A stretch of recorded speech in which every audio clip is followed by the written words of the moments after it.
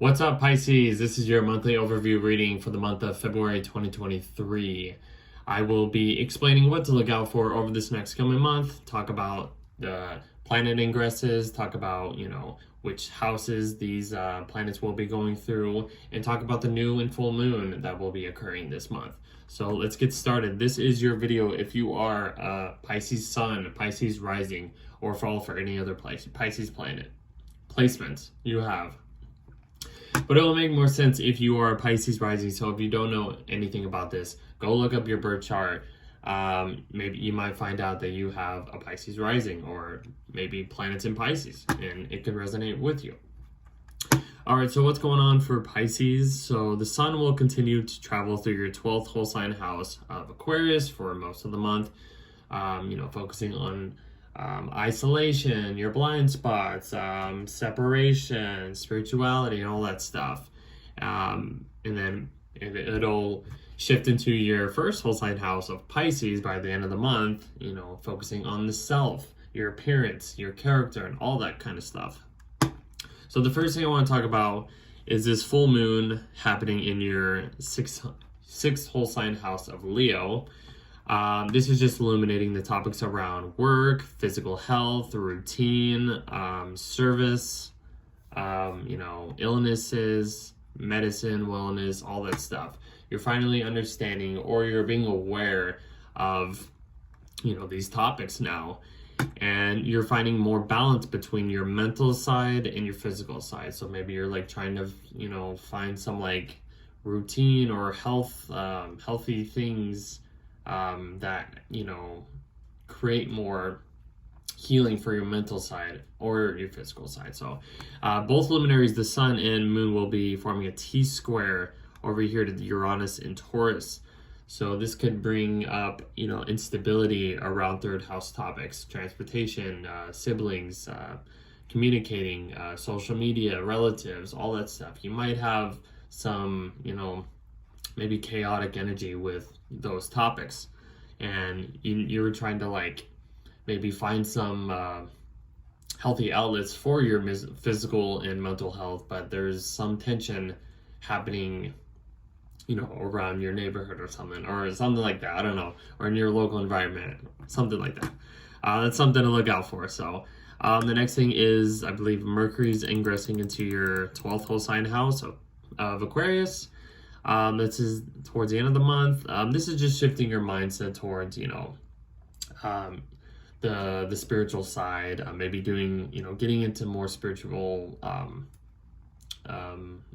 activities or whatever. But it could be about, the future, because it's in Aquarius. It's looking towards the future, or towards new ideas or something, or just getting kind of lost in that spiritual, futuristic kind of mindset. That's what I would kind of say, because Mercury does have rulership, triplicity rulership over Aquarius, but it's in the 12th house, so it's kind of in the backdrop. It's kind of unseen and stuff, so you're kind of feeling dreamy but thinking about the future and all that stuff. The next thing happening is, I believe, the sun is ingressing into your first whole sign house. Let me get this right. Okay, there we go. Let me just get it right here. Okay, so the sun will ingress into your first whole sign house of Pisces, focusing on yourself, your character, your appearance, all this kind of stuff, first impressions. It's in Pisces. I should say this is the start of your season, so this is your solar return. This is birthday times. This is refreshing your vital energy for a new cycle. So yes, and you're also having a new moon happening in the same house, a day later, refreshing the topics around the self, your appearance, your approach to life, your identity, impressions from other people, all that kind of stuff. So all this energy is being refreshed for you. You could be, getting more into, the Pisces, themes, which is becoming more dreamy, imaginative, and sensitive over this next coming lunar cycle or a month or whatever.